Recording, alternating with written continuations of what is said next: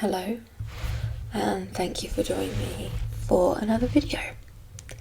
This one's going to be on compass roses in Procreate. And I've pulled up the grid lines. That's my first action. And in a moment I'm going to draw a circle, which Procreate will make into a perfect circle for me. And then I want to line up that circle with the grid lines behind it. So I've got my perfect circle now, and what I want to do is line the green and yellow dots up with a vertical line, and the two dots either side of the circle in the centre with a horizontal line. And then I want to make sure that those four outward points do not cut through the middle of one of those background squares, but instead sit on the edge of one of those squares. So they don't cut through the middle of a square, they sit on the edge. And then I want to draw two lines, one vertical and one horizontal, going through the centre of the circle. There we are. The central line, and then the horizontal one, which run through the centre. And then I draw lines at 45-degree angles from there.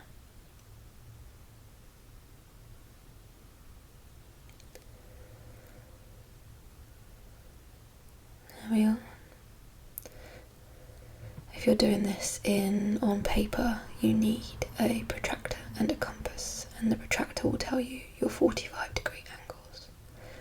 This is me just changing colours of the lines so it's a little bit clearer for you to watch. So that's the basic compass rose, and now I want to draw in a central circle, which I line up in exactly the same way as the outer circle. And now I want to start drawing in the compass rose points. So I'll start from that central line at the top, and I go from that point in the middle to the diagonal line next to it.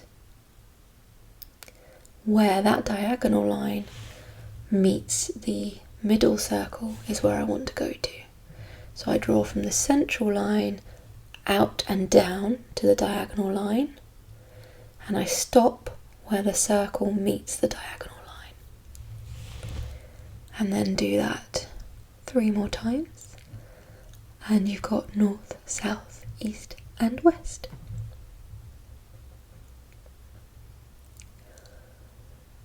And then those lines that are in those diagonal lines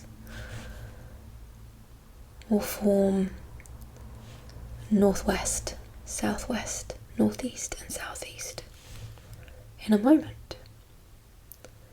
I'm just rubbing out the excess lines here, make it a little bit clearer for you to see.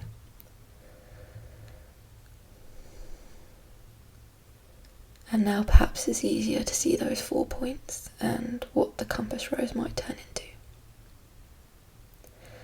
So I follow the same process again for the outside, for the other points. Here we go. I go from diagonal lines, meet at this other line, the line next to it, at the central circle. There we are. And then what I'm going to do now, an extra step here, is rub out the lines that bisect the main north, south, east and west. So I'm just going to rub them out. And so it looks like the 4 points I've just added in sit behind the main part of the compass rose. I just wanted to show you some very basic shading you can use. They're just diagonal lines and they look pretty good. So it might be something you want to try out. I'll just do that a little bit.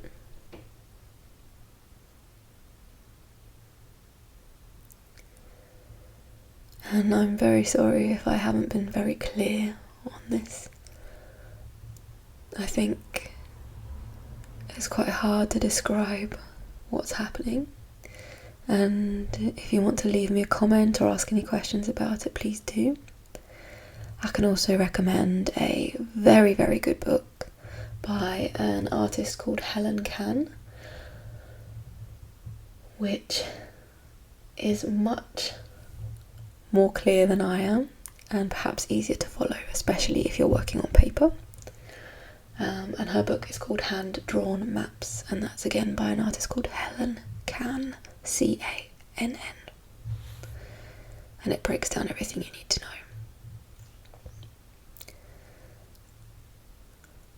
Really, these videos are kind of just informal how-tos and pointers and chats on a process, on my process. So they may not be accessible for everyone, but I hope you get to relax watching them anyway. So this is drawing in the other points. This is the way you can draw in north-northeast, and north-north-south, etc, etc. North-north-west. Sorry, north-north-south, not quite the right one.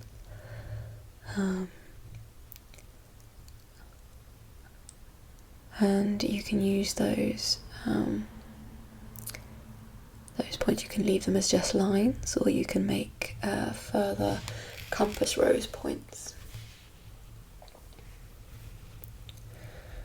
So I got it a bit wrong there, so I'm just figuring it out again there. And from experience, you do have to be quite exact with these lines, or you end up with irregular shapes around the outside, which is great if that's what you're going for. Maybe that's what you're going for in your map, but not so great if it's not what you're aiming for. There we are, the main compass rose, and I'm just going to show you what those extra points could look like.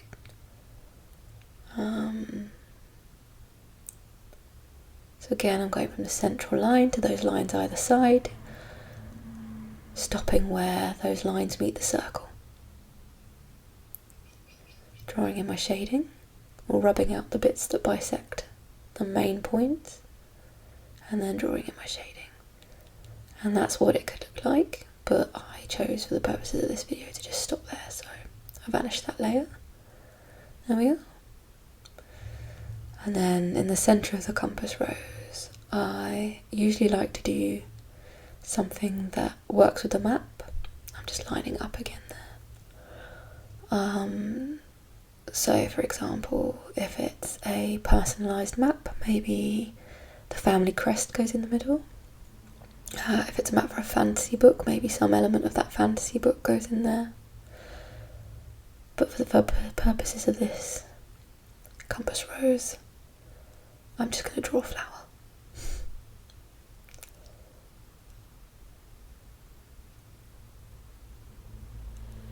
And then once I'd drawn the flower, I decided that it needed a little more contrast. So I just quickly scribbled in a little dark black background, just to make the flower pop a little bit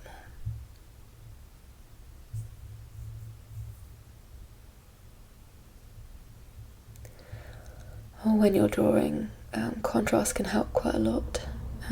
It's the same in maps, especially when you've got something very precise like a compass rose. That contrast can be just really nice to look at.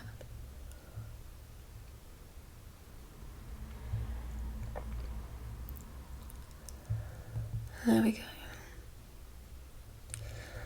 And then I sort of decided to play around with colour there a little bit at the end, once I'd coloured it all in.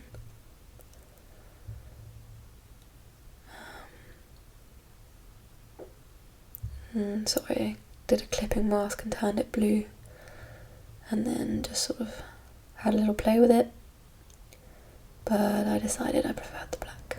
So there we are, that's how it stayed. And that's the end of the video. And that's my compass rose. So I hope you enjoyed watching it. And I hope it taught you something. even if it was a little unclear. Remember, leave any comments if you want, and ask any questions, and thanks for watching. Come back next time. Bye.